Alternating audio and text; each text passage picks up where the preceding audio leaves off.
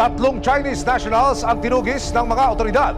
Paano ba naman overstaying na nga, sangkot pa raw sa droga at sa isang love scam na nagpapaibig ng mga biktima online? Ni hao, bawal na bawal po mga yan! Effective today, all POGOs are banned. July 2024, ipinatupad ang total ban ng Philippine Offshore Gaming Operations o POGO sa bansa. Kasunod dito ang kabi-kabilang pagkalughog at pagpapasara ng illegal POGO hubs. Sa gitna ng mga operasyon, iba't ibang pang-abuso at pambibiktima sa mga dayuhan at Pilipino ang nabunyag. Pero sa kabila ng pagpapasara sa malalaking POGO hub na kalaunay nagmistulang scam hubs na, ang ilan sa kanila nag-downgrade na raw ng mga opisina. Mula sa mala call center ng mga opisina, naging home base na raw ang mga ito. Kasi alam nila na nagigpit na tayo at marami na rin mga nahuhuli. Lalo na dito sa Manila, ang ginagawa nila ngayon, nag-spread out na sila, lumalabas na sila ng NCR. At yung iba nga na nandito sa Cavite, usually nagstay sila sa mga mga exclusive villages, mga private villas, para hindi ma-monitor na may illegal operation or may opisina na nilalagay sila. Tulad na lang ng natanggap ng Bureau of Immigration, Fugitive Search Unit o BIFSU na sumbong Hulyo nitong taon. Nakaranas daw ang isang Pilipina ng matinding trauma sa kamay ng isang dayuhan. Ito yung text na natanggap natin dun sa isang nakatakas na na babae na nagpaparescue nga. Sinasabi nga dito sa text na nakatera po kami dyan ng kaibigan ko at nagsumbong ko yung kaibigan ko sa akin na sa pinapagawa ng mga Chinese na lalaki niya. Muntik na nga daw sila din tagain. Kaya tumakas daw po sila kasi hindi na daw safe. Takot na daw sila doon at natutroma na sila. Ang biktima, empleyado raw ng Chinese nationals at inuutosang manloko at magpaibig ng mga biktima online. Bukod nga doon sa pagkulong sa kanila at pagpuwersa sa kanila na magtrabaho sa kanilang lab scam operation, ay sinasabi din na pinipilit silang gumamit ng droga nitong mga Chinese boss na kasama nila.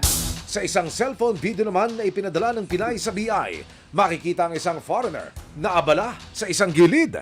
May binabalot at saka sinindihan at hinit-hit. Ang mga inireklamo, not one, not two, but 3 Chinese nationals. Nang i-check ng Bureau of Immigration ang records ng mga dayuhan, napag-alamang overstaying aliens na ang 3 Chinese nationals. Yung isa ay meron ng deportation order dahil sa tagal nga ng pamamalagi niya dito. Although yung dalawa overstaying na din pero wala pa tayong existing na deportation order. Kaya wala nang inaksayang oras ang mga operatiba. July 15, 2025, ibinaba ang mission order para mapasok ang misteryosong bahay. Nag-record check po kami, nakita namin na itong mga ito ay mga overstaying na. So yun yung naging unang basis namin upang mag-issue ng mission order upang hulihin sila. Sa pinagsanib na puwersa ng Bureau of Immigration, Fugitive Search Unit o BIFSU at PIDEA, May POGO sila doon na operation. May workstation, laptop lang. pinuntahan na ng mga operatiba ang nasabing bahay kasama ang resibo.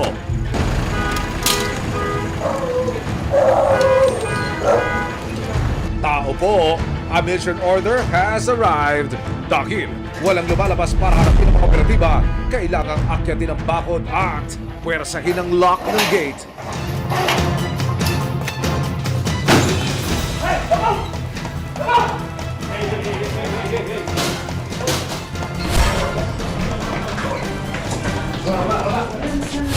Nang makapasok, agad nilang hinalugog ang loob ng bahay.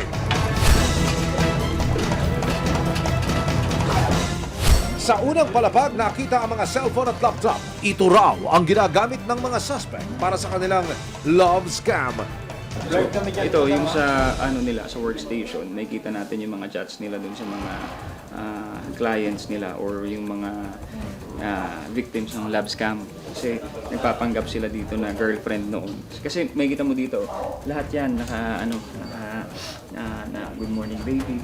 Nila parang mga boyfriend na o kunwari boyfriend nila. Kung mag-video call naman, virtual ano lang yung gagamitin nila. Sa second floor naman ng bahay, namataan ng isang Chinese national. Narito rin ang dalawang Pinay na dating kasamaan ng Pilipinang nagsumbong sa Bureau of Immigration. Base sa interview namin sa isa sa mga na-rescue, galing na sila sa malaking Pogo office before.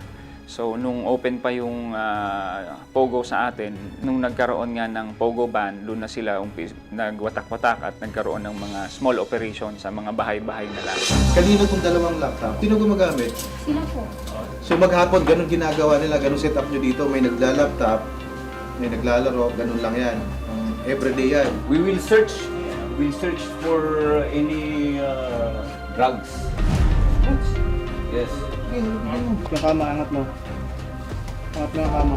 Sa patuloy na pag-iikot ng mga operatiba, natagpuan ng PIDEA ang isang maleta. Nang buksan, tumambad ang mga pakete ng pinaghihinalaang illegal na droga. Oh my God. Whoa. Now you know English, huh? Nice. Who's this?